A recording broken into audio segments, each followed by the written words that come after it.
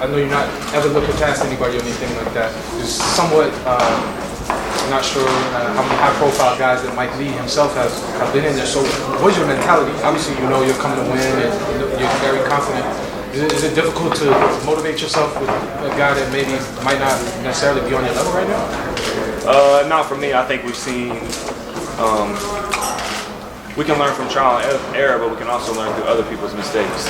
And not that we didn't already know that Andy Ruiz was a bad boy, right, but I don't think he was taking as serious as he should. We knew how bad of a boy Julian Williams was. But I think that Jared Hurd kind of overlooked him as well. So I don't need to learn the hard way with everything. I can learn through other people's mistakes as well.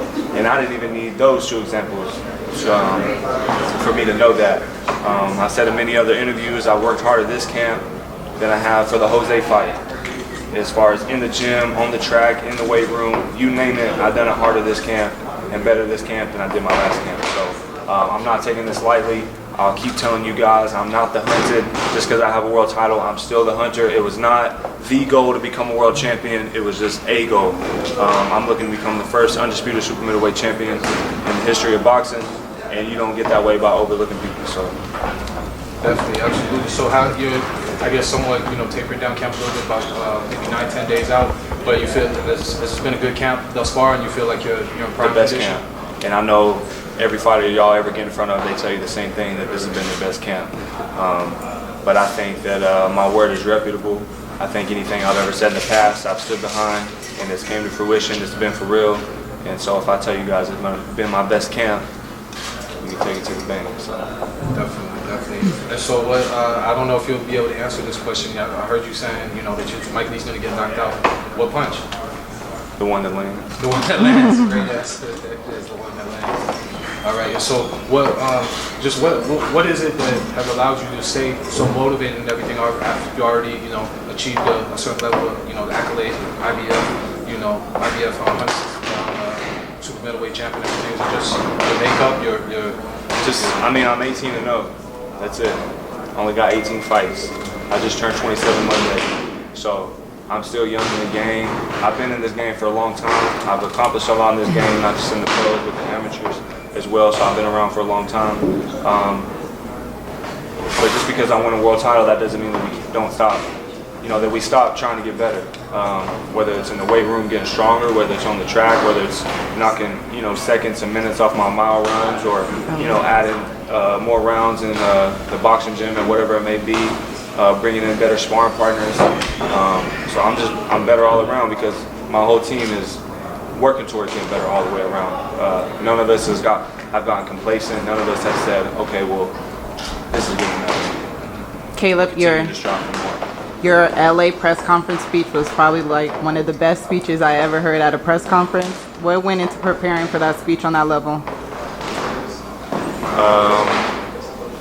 I didn't really prepare for it. I just spoke from my heart. So I said what I meant. I meant what I said. I had a couple key points jotted down, but for the most part, that was just me saying what was real. That wasn't me getting up there and just talking a bunch of mess or a bunch of nonsense. I'm pretty sure I was up there stating facts, stuff that people cannot argue with. So I didn't really prepare. Afterwards, there was a clip of him really angry about what you were saying about attacking his character. Was that a goal of yours to get under his skin, or? It wasn't I wasn't up there talking mess. I wasn't up there talking nonsense. I was just up there stating facts. So if what I said got under his skin, it may be for a reason. So he can be mad all he wants. So do something about it. It's a fight. Caleb, who are some of the guys, whether current fighters or past fighters in the past, that you kind of like to maybe take bits and pieces of, or that you enjoy their game, their style? One of my favorites is probably James Toney, Andre Ward, Roy Jones. I like Meldrick Taylor. I like Terry Norris. I like Sugar Ray Leonard. I like Hector Camacho, Ali, Roberto Duran. Those are just some like my core favorites. How much does it mean to you just representing your hometown and your home state, where you're pretty much the only guy that has achieve this level of status in a fight game for him? It's huge to me. I may reside in Las Vegas now, but Nashville is still my home. So I'm proud to be where I'm from and do what I've done. I feel somewhat of a trailblazer doing what I've done. I just really appreciate all the continued support and people reaching out, telling me I'm not able to get back to everyone, of course, but it doesn't go unnoticed. It's very appreciated. You consider yourself a historian, boxing historian? I mean, because you go back quite a ways with Oh, okay. the fighters that you follow. Yeah, definitely. Definitely. As far as I thought you meant something else, like myself. As far as like doing what I've done, being where I'm from. And I was going to tell you, I don't think I'm old enough to be that yet. But yeah, as far as being a student of the game, that's all I do is eat, sleep, and breathe boxing. In my spare time, that's all I do is watch fights. Everyone knows my fiance Jordan, a boxing reporter. So this is really all we do. This is all we talk about. We love it. We don't get tired of it. I don't really have too many outside hobbies. I just love boxing. You just had a birthday. How much of your success are you able to celebrate or just appreciate while you're so laser focused? We didn't really do too much. We came to the gym and trained. Went home, had some cake, did a couple of presents, and just spent time with my dad, my father, my stepmother, and Jordan.